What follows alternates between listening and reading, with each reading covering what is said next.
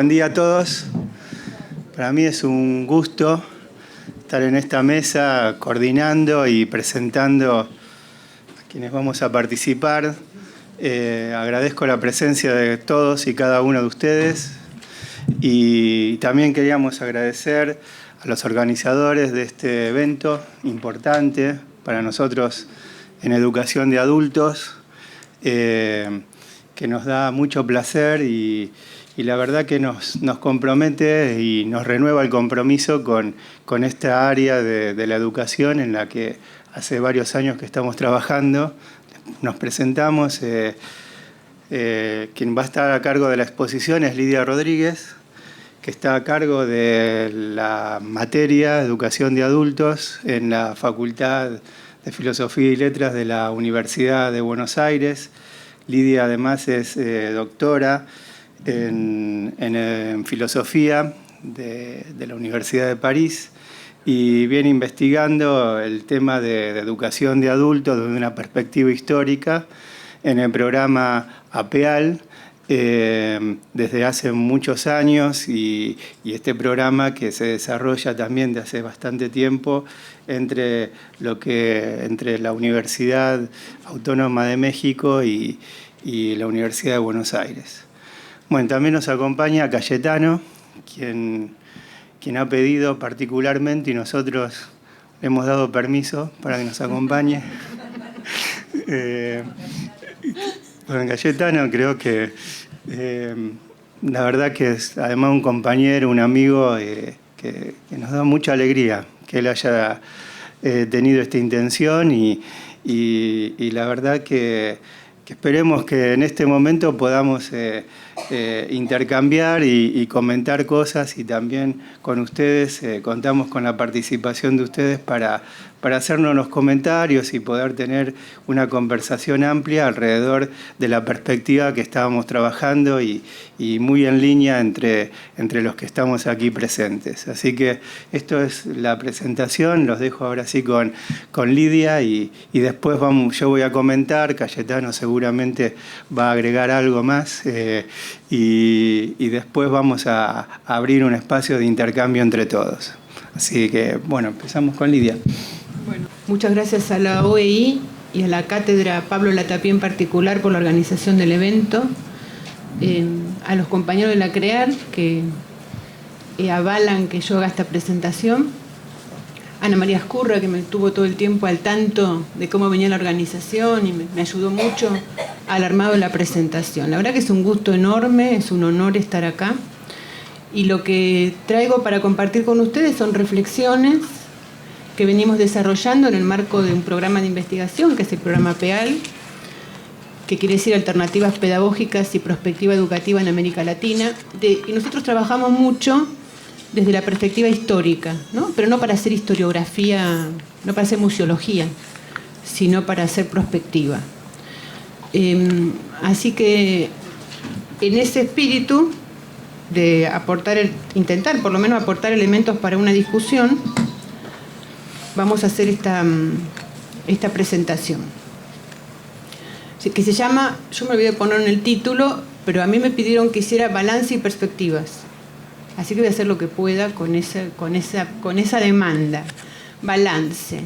Como me parece que el balance requiere como ayer decía María, ¿no? En la presentación es mejor, por lo menos yo escuché, lo voy a interpretar, lo voy a traducir a mi manera, pero en el territorio es más fácil, porque uno ve lo que está, uno tiene a disposición los recursos, se puede articular de otra manera.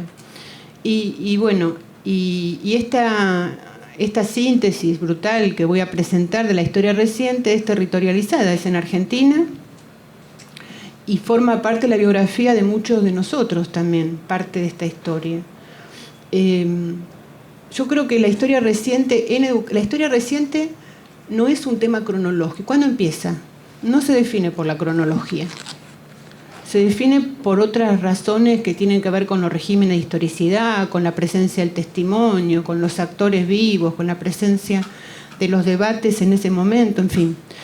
Yo diría que la historia reciente en educación de adultos en la Argentina empieza con la creación de la DINEA en los años 60 Pero también, y esto me parece importante remarcar, además de la creación de la DINEA, que se hace durante una dictadura en la Argentina, no se hace durante un gobierno democrático. Primera pregunta que habría que responder, es una pregunta historiográfica que hay que intentar responder. Yo no voy a hacer ese esfuerzo ahora, pero sí señalar que mientras se crean mientras se genera desde el Estado una apertura, porque la creación de la DINEA fue una apertura importante, democratizadora de la educación de adultos, en el marco de las contradicciones que tienen los estados, fue una apertura muy importante, renovación, de articulación, de crecimiento de la modalidad, y esa misma perspectiva de crecimiento abrió la posibilidad de ir radicalizando experiencias. En el marco de lo que es la DINEA del 68, se crean en territorio escuelas de adultos del sistema que acompañan la creación de alternativas pedagógicas en los barrios. Y ubíquense la década del 60, es distinta a la realidad de la Argentina, ¿no? Hay un proyecto político por delante, hay futuro, hay ilusión, hay utopía. No es la juventud, aquellos pibes, aquellos adultos que eran jóvenes, muchos también, no son los jóvenes que tenemos hoy. Hoy es otro escenario. Pero en ese marco de una perspectiva de que hay futuro, de que hay posibilidad, de que hay movilidad social, de que vale la pena, generan una enorme... Crecen mucho las alternativas y crecen con la influencia freiriana. Ustedes acuérdense que Paulo Freire va a Chile en el año 64 con el gobierno de Frei, de la democracia cristiana. En ese proceso, la democracia cristiana argentina trae a Paulo Freire y lo difunde muchísimo. Y por otros canales ya venía siendo también leído, y se llaman grupos Freire en los territorios, en los barrios, ¿no? Ahí me dicen que sí los compañeros que participaron de esto y que a la tarde le van a poner carne y testimonio a esto que yo estoy relatando de manera más histórica. Entonces, a mí me parece que y hay un proceso que no se da solamente en el terreno educativo, se da a nivel latinoamericano, donde esa categoría central, que era la de desarrollo, pasa a ser la de liberación. No es posible el desarrollo. El desarrollo es un problema estructural y no va a ser posible superarlo si no se modifican condiciones estructurales. Y ahí viene todo el debate acerca de la cuestión de la dependencia. Años 60. Ahí se inscribe, y me parece, y después los testimonios que vienen después y todos los relatos dirán o no si es así, pero que la DINEA del 73 es el resultado de aquella construcción que se hace de manera un poco invisibilizada también, en el marco de una DINEA que lo habilita y que lo permite. Lo que quiero marcar, después me detengo un poquito más en esto, pero me parece que lo importante desde el punto de vista pedagógico de la historia de la educación en la Argentina es que el discurso, y cuando digo discurso, la propuesta político-pedagógica de la DINEA del 73 tuvo efectos dislocatorios del canon tradicional. Aquella ilusión sarmientina de la escuela democratizadora, libre, laica, gratuita y obligatoria no era suficiente. Hacía falta un elemento más. Y esto me parece que es lo que lo que produce en el discurso educativo de la Argentina, no solamente en adultos, sino en general, o sea, el efecto del discurso pedagógico que se focaliza, que se construye de manera tan fuerte y tan sólida en la DINEA del 73, que es discurso escrito, pero que es práctica, que es militancia, que es construcción. Recién conversamos con los compañeros que nos van a contar la alegría, la pasión, la movilización que había en ese momento.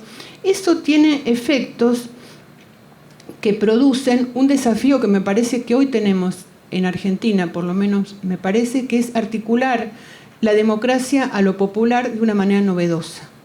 El discurso pedagógico fundacional de la 1420 articuló la categoría democrática a la educación, pero el sujeto popular quedó excluido o quedó escindido o quedó subalternizado en ese proyecto pedagógico. El discurso fundacional es el Facundo, Civilización o Barbarie.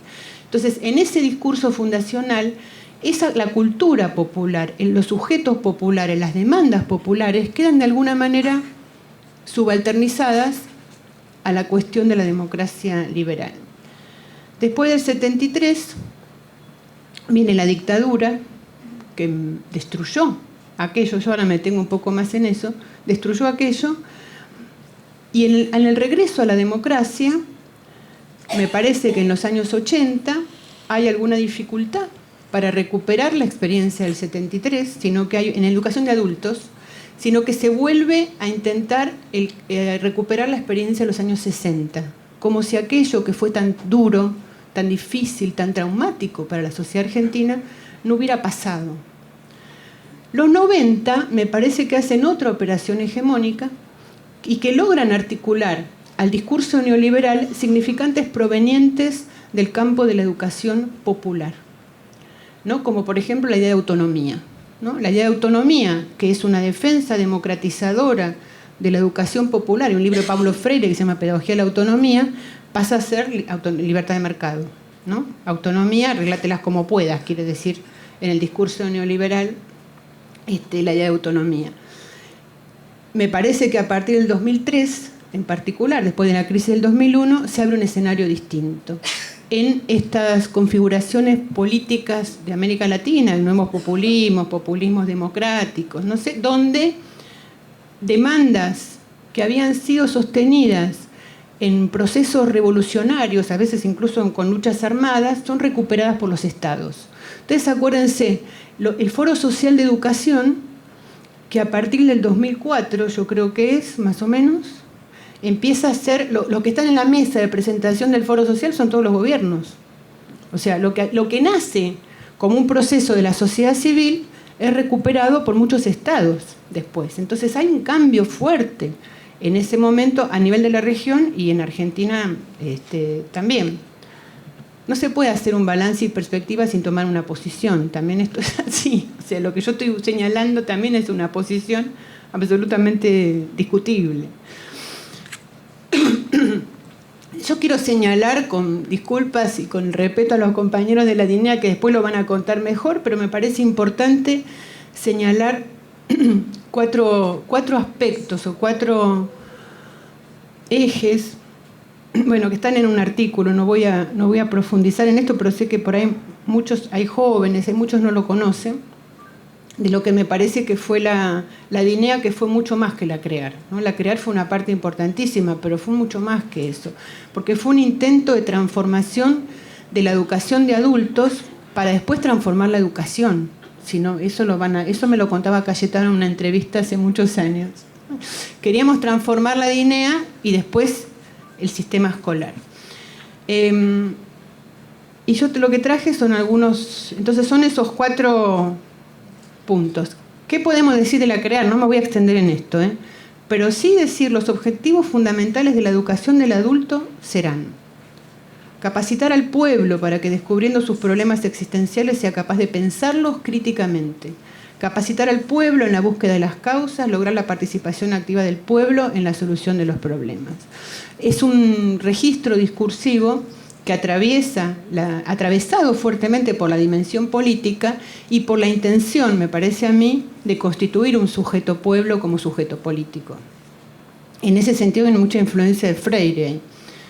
Yo le contaba a Ana María recién, agregué lo de asamblea educativa porque ayer salió un debate sobre evaluación, que me parece que es interesantísimo, y que podríamos hacer un seminario sobre eso, pero en la DINEA se propone en el 73 una asamblea educativa que es una puesta en evaluación del conjunto del sistema, ¿no?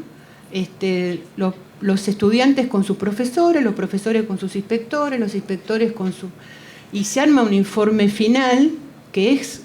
Por eso yo digo, estuvieron poco, pero laburaron muchísimo, muchísimo. Que es coordinado en la DINEA Central, y la idea era hacer una devolución con eso, cosa que por razones que conocemos no se llegó a hacer. El otro área fundamental y de enorme actualidad es lo que se llamaba el área de la educación asistemática, que entiendo dirigía Ana María, y que intentaba recuperar, articular lo que está la cultura extraescolar,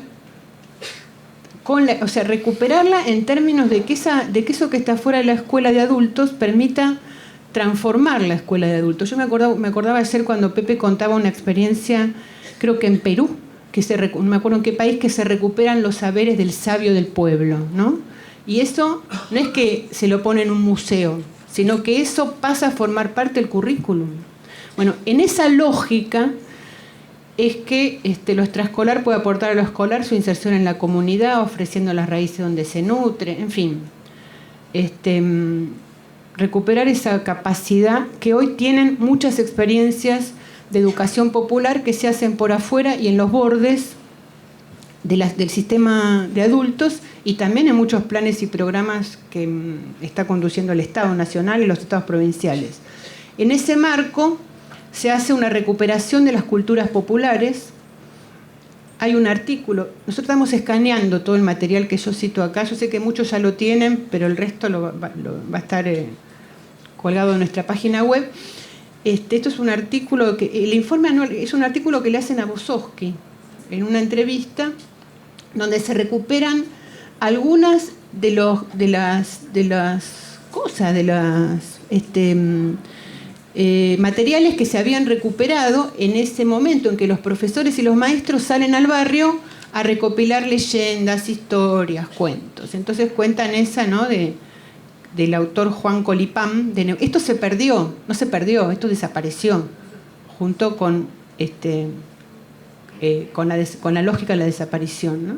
Esto desapareció de la DNEA, pero están en algunos artículos de la revista Crisis, que dice: cuando vi de la bandera chasqueando como para volar tan linda contra el cielo, sacándome el sombrero y sacudiéndolo para saludarla, me salió de adentro gritarles: déjenla, que flamé para siempre esa mierda, perdón. Por eso fue que lo pusieron preso, ¿no?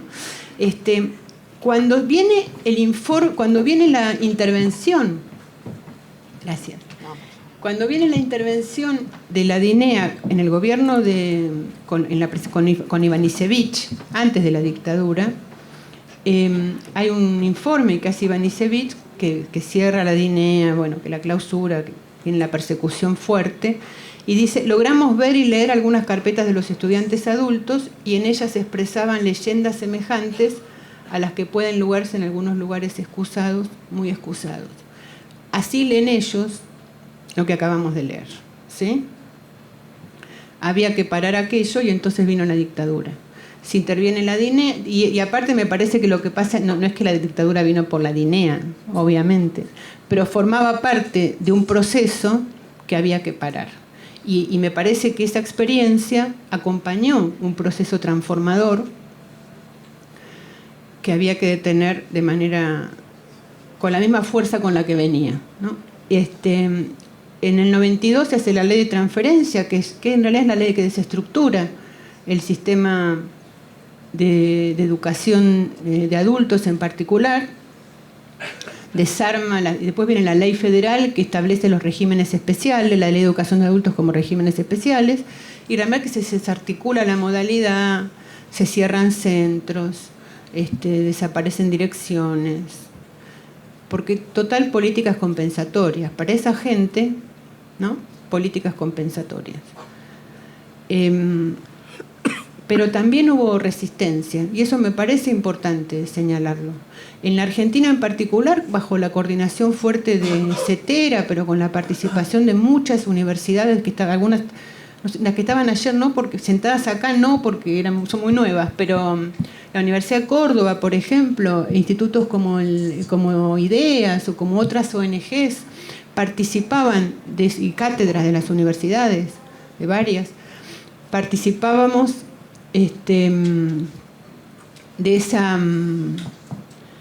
ese foro que se organizó, que tuvo presencia fuerte. Compartimos un encuentro, me acuerdo que estaba José Rivero en Montevideo, preparatorio de la Confintea Quinta, la anterior, no esta, sino la anterior. O sea que tuvo una presencia fuerte. Yo traje ahí algunos textos, porque algunas de las cosas que ese foro pedía son recuperadas en la nueva, a partir del 2006, con la nueva Ley Nacional de Educación.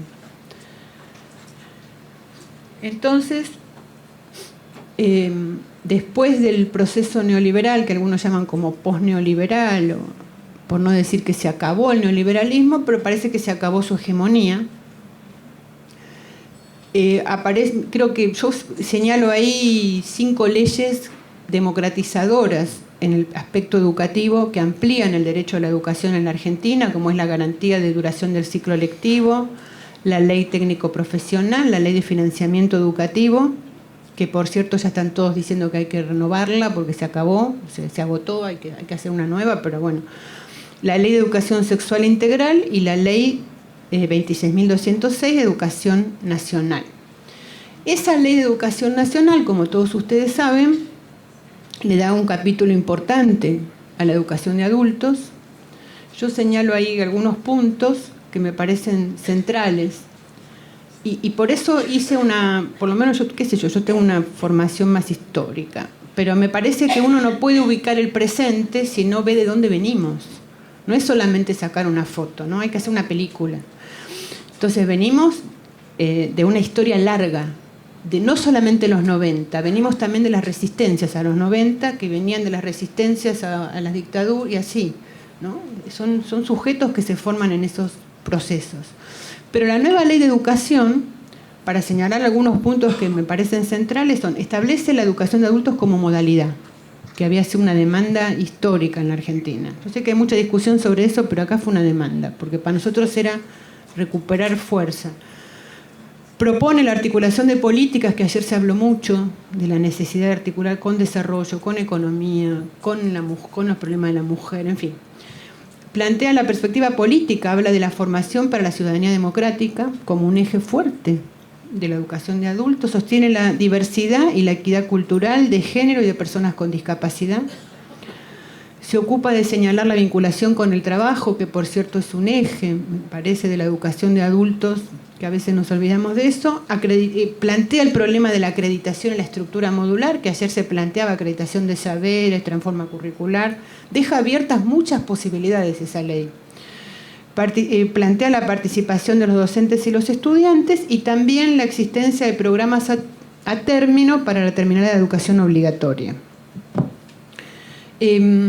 Además se genera a partir de esa ley una nueva base normativa de la educación de adultos. Yo esto lo estoy señalando rápido porque calculo que la mayor parte de ustedes lo conoce, pero como para tener una base común de información, con 2 documentos en particular.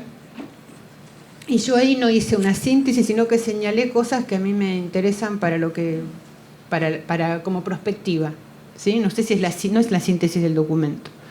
Porque lo que importante es que esto también es muy importante, es un documento del Consejo Federal. En un país federal como la Argentina, es un documento de consenso político. Entonces eso es fundamental, ¿no? No hace falta avanzar, no sirve avanzar mucho si uno avanza solo. Esto se avanza con el conjunto de las provincias, con la heterogeneidad política, informativa, de todo tipo, con la heterogeneidad que caracteriza a la Argentina, geográfica, cultural, económica. Pero sí señala en una parte la construcción de la identidad compleja que tiene la modalidad en la Argentina, ¿no? Por eso elegí ese punto del artículo, donde dice, viene de la educación popular, de las formas organizacionales de la educación de adultos en los 60, de la vieja DINEA y de las políticas desarrolladas en las jurisdicciones. Es decir, pensar hoy la identidad de adultos en Argentina implica recuperar toda la complejidad de esa historia, plagada de conflictos, de diferentes posiciones, de debates y por lo tanto de riqueza, ¿no? Ayer se decía cómo lo diverso de América Latina es su riqueza, el mestizaje como valor y no con esa vieja tradición que siempre nos hace pensar que lo mestizo es lo oscuro, lo feo, lo que no está claro, ¿no? El mestizaje es rico, es fecundo, es productivo, es confuso, es creativo. Y también plantea en ese artículo que como una visión renovada de la modalidad, la existencia de planes y programas que son habilitados por la Ley Nacional de Educación, en particular el programa Encuentro, del que hablamos bastante ayer, y el programa de finalización de estudios primarios y secundarios, programas FINES. Se está pensando entonces, por lo menos desde los documentos, estos 2 programas como una manera de avanzar en transformaciones, ¿cómo se diría? Modernizadoras no me sale, pero renovadoras de la modalidad. Yo con el FINES, nada más, no, lo podemos por ahí, si ustedes quieren conversar después, hay muchísimo debate, como todos sabemos. El FINES tiene una implementación heterogénea, porque se desarrolla de manera federal, entonces tampoco se puede hacer una evaluación nacional, pero yo creo que es un buen punto o una buena excusa para también repensar o poner en agenda, nada más, la cuestión del problema de la calidad, ¿no? Cuando hablamos de evaluación y cómo evaluar, hablamos de calidad. Y cuando hablamos de calidad, estamos tomando algún modelo, ¿no? ¿Cuál es el modelo de calidad? Yo he leído algunos artículos, o en la radio, algunos periodísticos, que discuten, por ejemplo, el plan FINES, diciendo que es de baja calidad. Y cuando uno indaga acerca del modelo de calidad, ¿qué es eso? Entonces, una escuela de calidad sería el Colegio Nacional de Buenos Aires. El modelo mitrista de colegio elitista, eso es de buena calidad. Pero si nosotros pensamos que la educación de adultos, por ejemplo, se tiene que articular, como decía Pepe ayer, a la lucha contra la pobreza, entonces los parámetros de calidad son otros, ¿no? Si, como decía Luis, si yo miro que la fiebre de 40 grados de su hijo le produjo alegría, ¿no? Es porque venían de una situación. Los parámetros de calidad son otros. Tenemos que venir de donde venimos y además tenemos que ver para qué, o sea, a dónde vamos.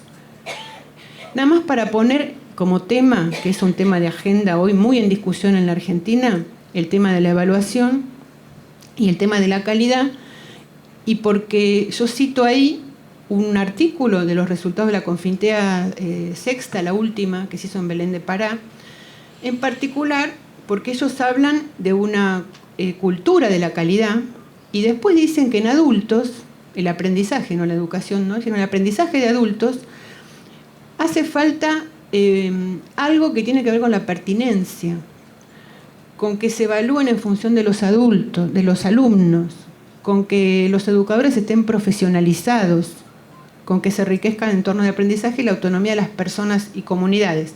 Pero sobre todo me interesa lo primero, señalar el tema de que la calidad en adultos tiene que estar vinculado con la pertinencia y también con las necesidades sentidas por la población destinataria. Para poner como un tema de discusión, no estoy cerrando, estoy tratando de abrirlo nada más.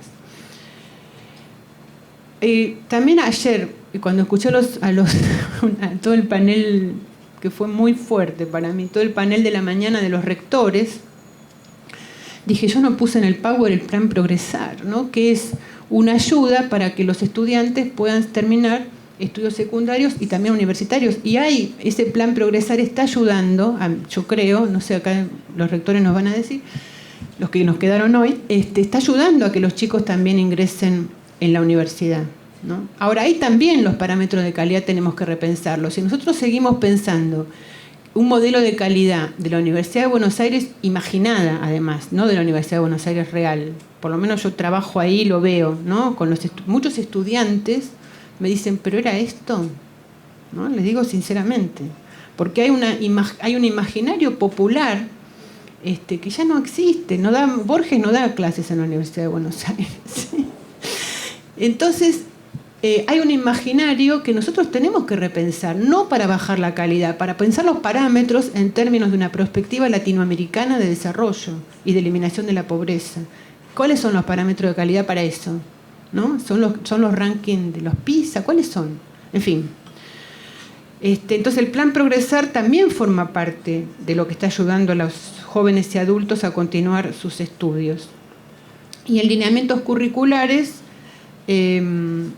también, bueno, es un documento riquísimo que abre muchas de las cosas que se discutían ayer, pero yo señalé para recordar, ¿no? Pues estoy segura que la mayoría los conoce estos puntos, pero son lineamientos que se pide que reconozcan la trayectoria formativa, que valoren la identidad cultural, étnica y lingüística, que acrediten saberes y capacidades adquiridas por fuera del sistema, que considere oportunidades y circunstancias concretas para retomar o iniciar la educación y sostenerla, que contemple la participación y compromiso con diversas organizaciones de la sociedad, que garantice la construcción de un conocimiento de calidad académica para un desempeño protagónico, social, laboral y cultural.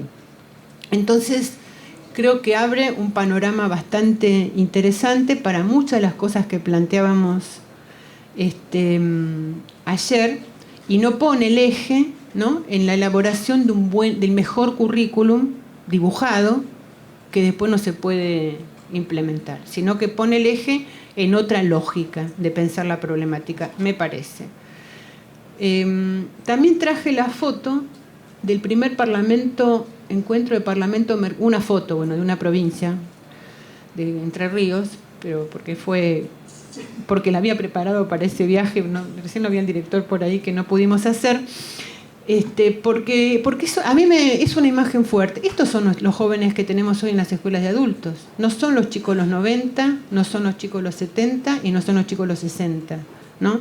Son estos pibes que hicieron un documento que empieza diciendo, no traje el documento, empieza diciendo: nosotros los estudiantes representantes de todas las provincias de la Argentina, reunidos en la ciudad de Buenos Aires en el primer encuentro nacional del Parlamento de la modalidad de jóvenes y adultos, luego de un gran debate llevado adelante, y proponen 3 páginas, que todas las escuelas de adultos reciban igualdad de trato y de acceso a una educación de calidad, y proponen una serie de derechos desde un enunciado político, la verdad que a mí me conmueve, pues son pibes muy jóvenes en muchos casos.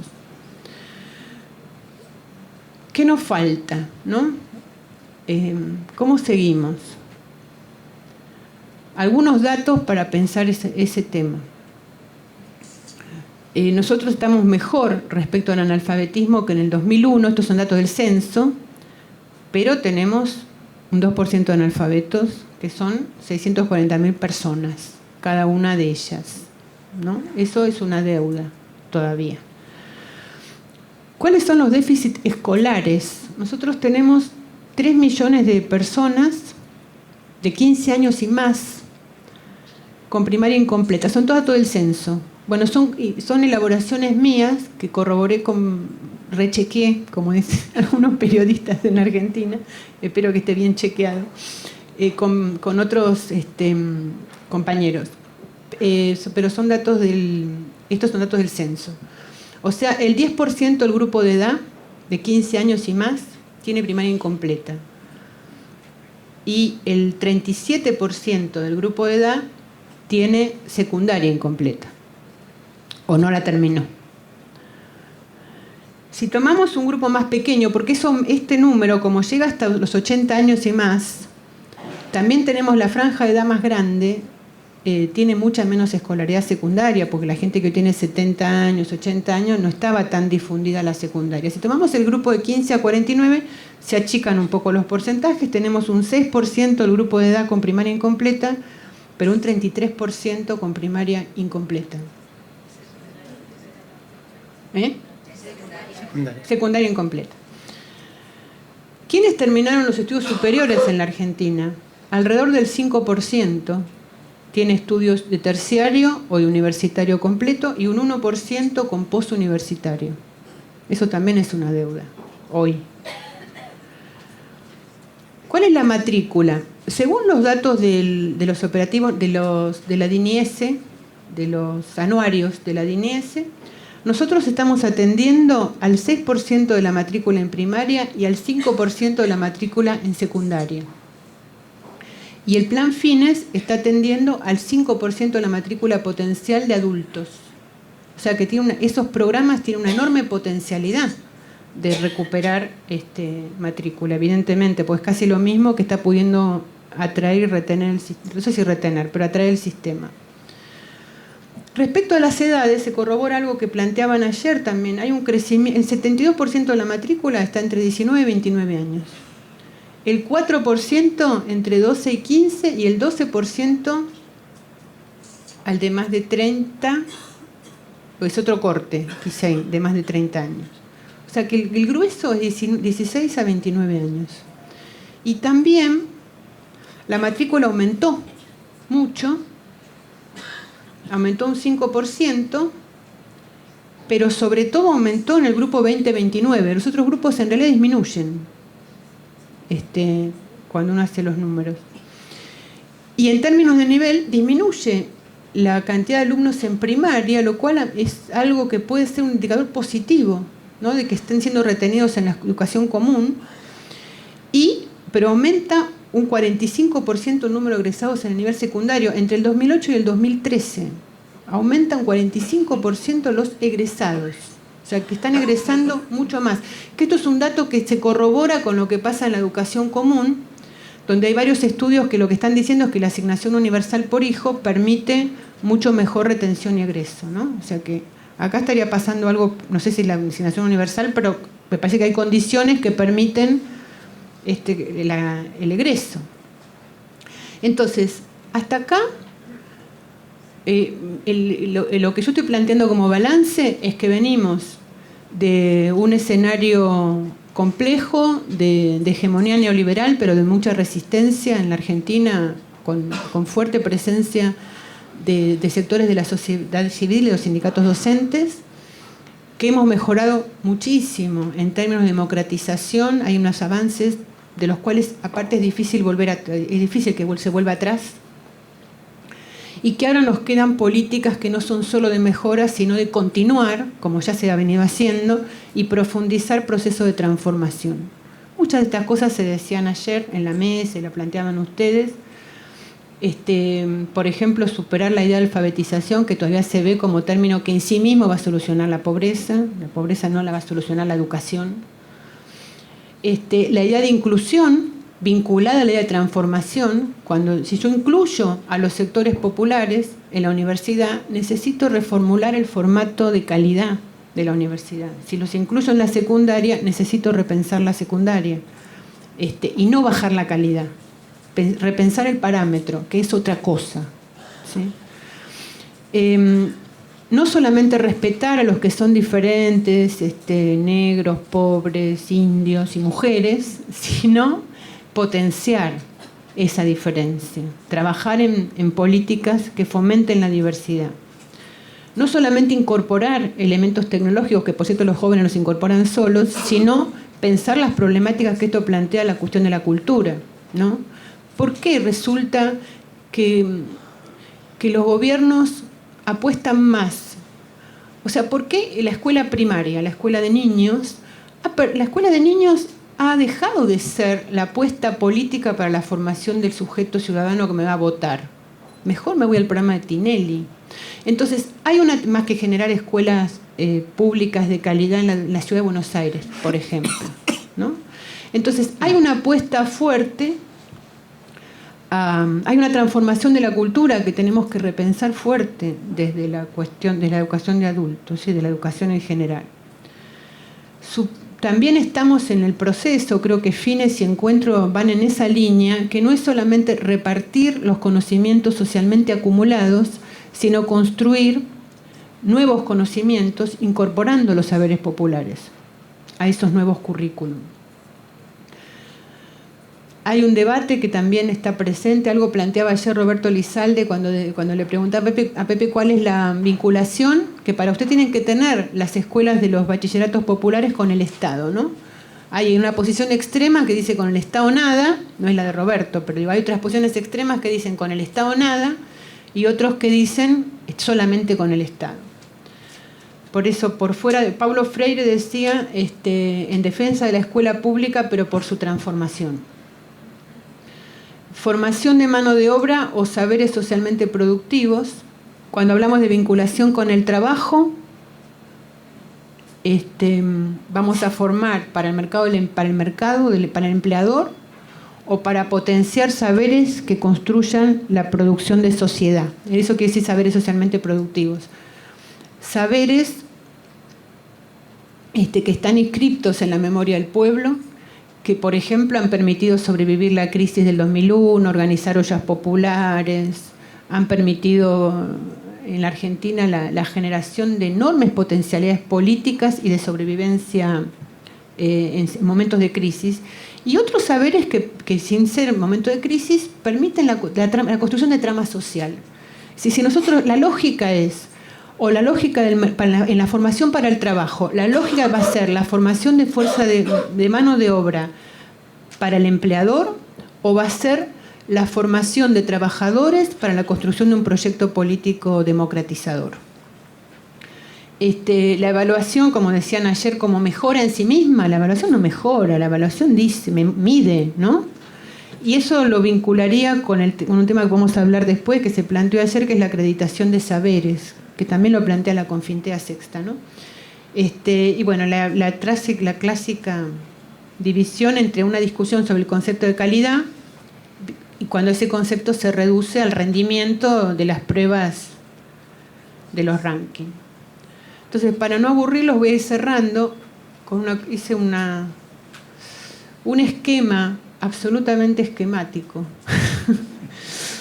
porque me parece que hay hoy disponibles en Argentina, quiero decir, circulando, diferentes modelos político-pedagógicos para el campo de la educación de adultos, y que vale la pena que repensemos,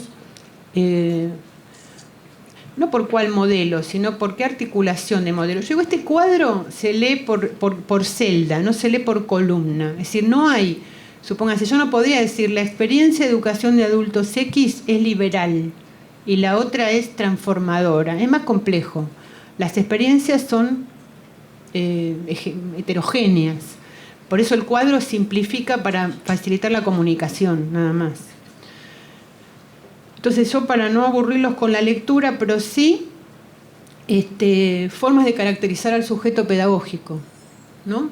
Como pobre cultural, como que no tiene, como un sujeto peligroso que me va a venir a robar, como una pura víctima solamente, reducido al concepto de clase, o recuperando. Ustedes se dan cuenta que yo opto por la quinta, se van a dar cuenta en 5 minutos, que es la idea de recuperar la categoría oprimido con la complejidad que eso tiene, ¿sí? No reduciéndola al pobre que está oprimido, sino con la riqueza del pensamiento freiriano, del pensamiento postcolonial, ¿no? Por ejemplo, yo puse dual porque me parece que es un punto importante. El oprimido es un sujeto cuyo modelo de ser más, de ser mejor, es el modelo del opresor. Y en esto los medios tienen mucho que ver hoy en la Argentina. ¿Cuál es el modelo de mujer que nos están proponiendo? ¿Cuál es el modelo de familia que nos están proponiendo? ¿Cuál es el modelo de éxito? Entonces, por ahí se juega. Por eso digo, oprimido, hay que actualizar esa categoría. No para quedarse con una cosa nostálgica, sino para ver cómo los mecanismos de la hegemonía y de la opresión están jugando hoy en nuestros educandos y en nosotros como educadores. También hay una discusión respecto a si lo político no sirve para nada, porque está todo mal, o si es una dimensión, o también hay una lógica que me parece que termina subordinando la pedagogía a la organización del partido o del movimiento, y creo que el planteo freireano recupera la dimensión política sin dejar que eso subordina lo pedagógico, ¿no? Como proceso de transformación, como lo pedagógico como proceso de constitución de sujeto que va a ser su opción política él o ella, por su cuenta. Hay una discusión respecto a qué son los saberes, ¿no? Si es la cultura dominante solamente, si son los saberes que permiten comprender la política, si son solamente los saberes del pueblo, como decían algo ayer, Alberto Silioni decía a la mañana, había un debate en esa época, en los 70, en la DINEA, bueno, el pueblo sabe todo, lo único que sirve es lo que dice el pueblo, ¿no? Nos van a contar los compañeros. O se trata de una articulación, por eso yo puse ahí saberes socialmente productivos, ¿no? De articular, de poner en diálogo. Esa categoría freiriana también es muy fuerte, muy potente. Poner en diálogo quiere decir crear síntesis. No es sentarse a conversar amigablemente, sino producir conflicto que genere síntesis, por ejemplo en el currículum. Lo mismo para cuál es el lugar del Estado, por fuera del Estado, esto ya lo dije, por adentro del Estado o transformando la escuela del Estado. Y vinculación con el trabajo también ya hablé bastante, no el trabajo solamente como lo que dignifica al individuo, o una formación para el trabajo que se subordina a la lógica de la política y no a la lógica del mercado, que se subordina a un proyecto de sociedad y no a la mano de obra que necesita el capitalismo, sino a la mano de obra que necesita un proyecto de sociedad igualitaria. Creo que hay en condiciones hoy en la Argentina para eso. En síntesis, y con esto cierro, ¿qué es lo que yo intenté? Acá sintetizo el esquema de lo que intenté transmitir para discutirlo. Me parece que venimos la década, creo que es una década ganada, de ampliación de derechos, donde se recupera la modalidad y hay un crecimiento, no solamente, lo mismo que pasaba en los 60, se recupera la modalidad y eso posibilita la generación de alternativas incluso opositoras, ¿no? Porque hay como dinamismo social, los sujetos están empoderados, hay con qué, no están tratando de sobrevivir, ¿sí? Yo me acuerdo, Víctor de Llenaro, el viejo Víctor de Llenaro que dirigía la CTA, en un curso que es el dirigente sindical de la Asociación de Trabajadores del Estado, decía hace muchos años que en la historia, en un curso que yo hice con él sobre historia del movimiento obrero, decía, las grandes luchas del movimiento obrero no se dan en los peores momentos, se dan en los mejores momentos, ¿no? Cuando hay potencialidad, cuando hay capacidad. El avance de la inclusión conduce a la transformación. Necesariamente, cuando entran otros sujetos, van a demandar otras cosas. Cuando entran al mundo del trabajo, cuando entran a la escuela, de alguna manera, bien, mal, como pueden, demandan una transformación. Acompañar el modelo social democrático popular requiere la transformación del modelo político pedagógico. Me parece que ahí tenemos un desafío y tenemos con qué. Porque, ¿con qué quiero decir? Tenemos los sujetos que están con capacidad de hacer eso. Que es necesario articular las experiencias por fuera del sistema y también las alternativas generadas por muchísimos educadores adentro del sistema de adulto y en los programas que mencionábamos. Y esto tiene una tradición larga en América Latina, yo creo que es parte de la memoria, que no es la nostalgia, sino es una memoria trabajada, procesada, recuperada de una manera compleja, dolorosa y trabajosa, que tiene una herencia en la DINEA del 73, lo peor que pudieron hacer fue reprimirla así, porque ahí quedó. Hay una frase que están pasando, me vino ahora, a la que está circulando de los 43 estudiantes masacrados en México, que dicen, nos quisieron enterrar y no sabían que éramos semilla, ¿no? Me viene esa imagen ahora, así que muchas gracias.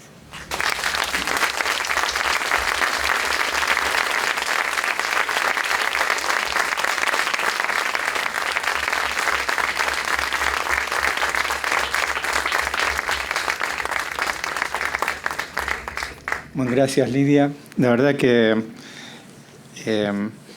en el rol, digamos, y en la intención de comentar, me cuesta agregar, más bien hacer algunos énfasis sobre algunas de las cuestiones planteadas para luego hacer el intercambio y completar también el comentario con lo que Cayetano también nos quiera transmitir. En principio, me parece que la perspectiva histórica y el recorrido que nos propone Lidia es muy estimulante en términos de vincular, en primer lugar, esta historia que tiene que ver con la política de la educación de adultos y cómo entender a la educación de adultos inscripta en el campo de lo político. Y no solamente de las políticas, sino de la constitución de un campo de inscripción dentro de lo que denominamos esto de lo político y su vinculación con lo que es la construcción de distintas hegemonías y su contribución también a transformar las relaciones de poder en el marco de los distintos momentos históricos y distintos bloques históricos que se van formando en las distintas hegemonías. La verdad que en ese sentido la educación de adultos y el ejemplo de la DINEA es muy enriquecedor, tanto desde su primera etapa, digamos, marcada desde la década del 60, como lo que después constituye la experiencia de la CREAR como un intento claramente con una intención política que va más allá del campo de la educación de adultos.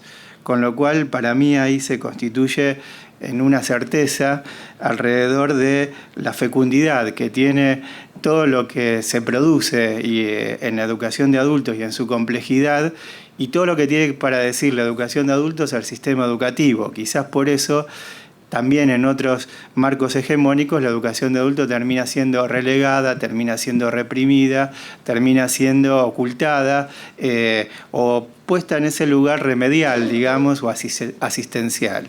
Cuando en realidad la educación de adulto en sí misma y como identidad es todo lo contrario, y esto me parece que queda bastante demostrado a partir de lo que Lidia nos relata o en la construcción del relato histórico que realiza y que nos trae por lo menos a presentar y pone a disposición. La segunda cuestión que también quería enfatizar es esa superficie de inscripción que permite, digamos, pensar la educación de adultos en el marco de la construcción de la pedagogía. Creo que ahí Lidia, al hacernos, digamos, estas vinculaciones alrededor de la construcción del sujeto pedagógico, del sentido de lo educativo, de quienes intervienen en la educación de adultos y ponernos a pensar acerca de elementos claves como la contextualización y la vinculación entre la cultura escolar y la cultura popular, creo que ahí tenemos como todo un sistema, digamos, de elementos, de variables, de dimensiones, creo que son dimensiones, sobre lo cual pensar el tema de la pedagogía. Y ahí me voy a permitir este agregado. La verdad que es un elemento que desde mi punto de vista hace falta como capturar también desde la educación de adultos, lo que es su sentido pedagógico y su fecundidad para el campo de la pedagogía, que fue realmente y sigue siendo, digamos, muchas veces relegados en función de ciertos tecnicismos que se requieren para la organización del sistema educativo y hacer más efectivas o más eficientes sus prácticas en función de una idea de calidad que ya Lidia nos explicó bastante acerca del sentido que tiene en lo que es la vinculación con un proyecto político neoliberal que termina siendo básicamente una idea tecnocrática acerca de lo que debe ser la práctica educativa. Creo que la educación de adultos en ese punto no solamente lo pone en cuestión, sino que además recupera, digamos, un campo muy fecundo para aportar a una pedagogía y reivindicar desde la educación de adultos la necesidad de que la pedagogía se haga cargo, digamos, de estos elementos que son propios de la educación de adultos y dar en el campo de lo que es la constitución de los campos académicos en educación un lugar para pensar la pedagogía, y que creo que ahí tiene vital importancia la recuperación de toda la tradición freiriana a partir de su insistencia, yo diría, por titular sus contribuciones como pedagogías. Pedagogía, pedagogía, pedagogía, una y otra vez. Eso nos está interpelando y exigiendo que nosotros también pongamos a la pedagogía, y creo que la educación de adultos tiene mucho para decir,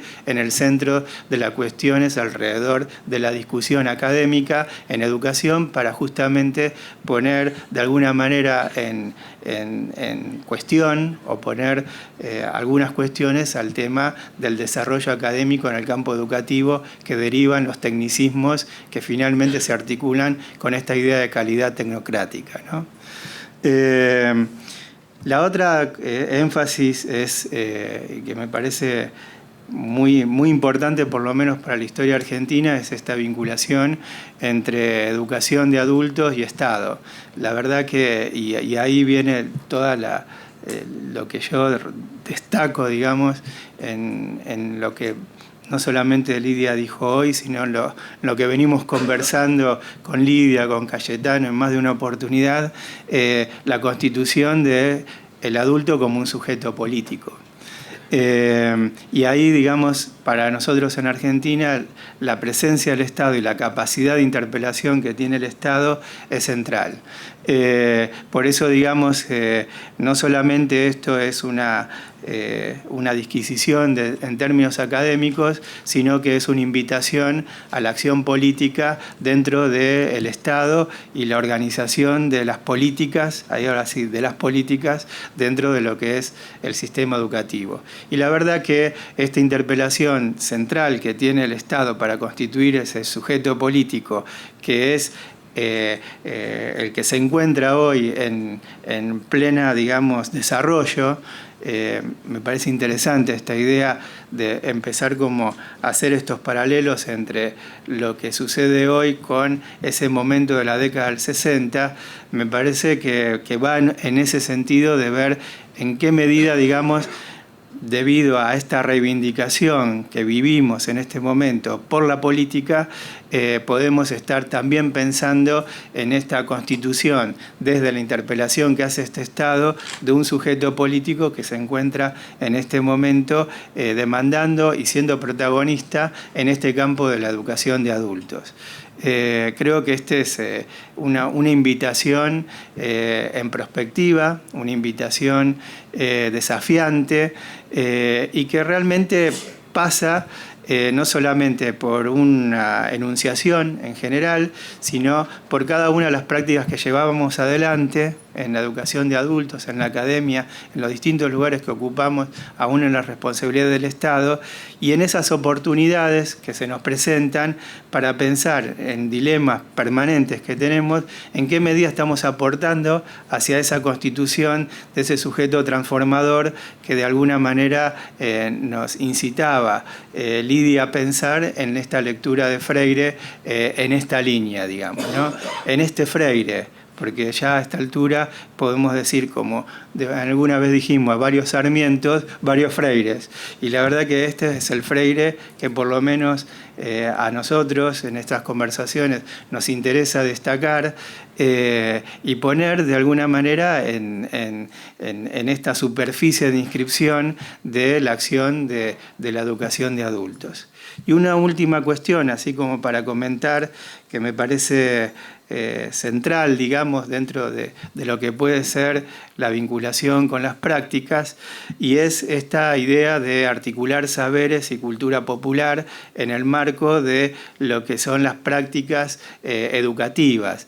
Y las denomino así para justamente ver cómo ponemos en tensión los modelos escolares que son demandados. Esto no, tampoco hay que negarlo, digamos, son demandados también desde la propia cultura popular y ponen en un lugar también al educador en esa demanda de una organización escolar. Acá, digamos, creo que en esto, que en términos prospectivos, en lo que decía Lidia, creo que hay varios factores que complejizan muchísimo el escenario pensando en otros tiempos, ¿no? En comparación, que es el tema de la incorporación de las tecnologías manuales, tan prácticamente artefactos ortopédicos que se utilizan permanentemente y de los cuales no nos podemos desligar, y es bueno incorporarlo y aceptarlo como parte de la escena, digamos. Y por el otro lado, la incidencia de los medios de comunicación. Acá en Argentina se ha dado y se está dando, creo que, un fenómeno importante en términos de lo que es las políticas de democratización de la palabra, en términos de lo que es el derecho a la producción de información y a la producción en el campo de la comunicación, a partir de la vigencia de la Ley de Medios de Comunicación y ahora de la Ley de Comunicaciones, que está siendo tratada y esperemos que sea sancionada. Pero creo que hay que resguardar eso, más allá de las leyes. Hay que resguardar la potencialidad que estos nuevos derechos tienen para el desarrollo en el campo de la educación de adultos. Entonces uno también se encuentra mezclado en la escena clásica, tradicional, escolar, la demanda por la escolarización en sentidos clásicos, el maestro y el alumno, sino también, digamos, encontramos radios, encontramos sobre todo radios medios de comunicación, prensa, todo lo que se pueda de alguna manera incorporar en términos de lo que es el derecho a la comunicación y el derecho a la información. De tal manera que desde ese lugar es posible también poner en superficie otros modelos que no son los modelos que, mejor dicho, que se contraponen a los modelos dominantes, que son parte también y se incorporan a la cultura popular, que además la cultura popular lleva de alguna, o mejor dicho, desde el lugar dominante se los transforma y se los incorpora a ese lugar dominante para deformarlos, digamos, y devolvernos una imagen deformada y apolitizada, sobre todo, de lo que se construye en ese lugar, que es el lugar donde permanentemente se está elaborando y actualizando esta cultura popular. Creo que estos elementos son claves, digamos, lo decía recién Lidia, y vuelvo quizás sobre estos dos términos, digamos, en términos de saberes y en términos de cultura popular, en el marco de inscripción de lo que son las prácticas de educación de adultos. Creo que con esto, con este comentario más o menos puse por lo menos desde mi perspectiva los énfasis que hoy por hoy nos inquietan, digamos, como para iniciar, digamos, una conversación. Y ahora, Cayetano, si querés. Yo quiero que escuchen las personas y quiero enfatizar lo que dijo Lidia y Tito, un saludo para los de Dinea Crear y todos los que están aquí. Bien, gracias.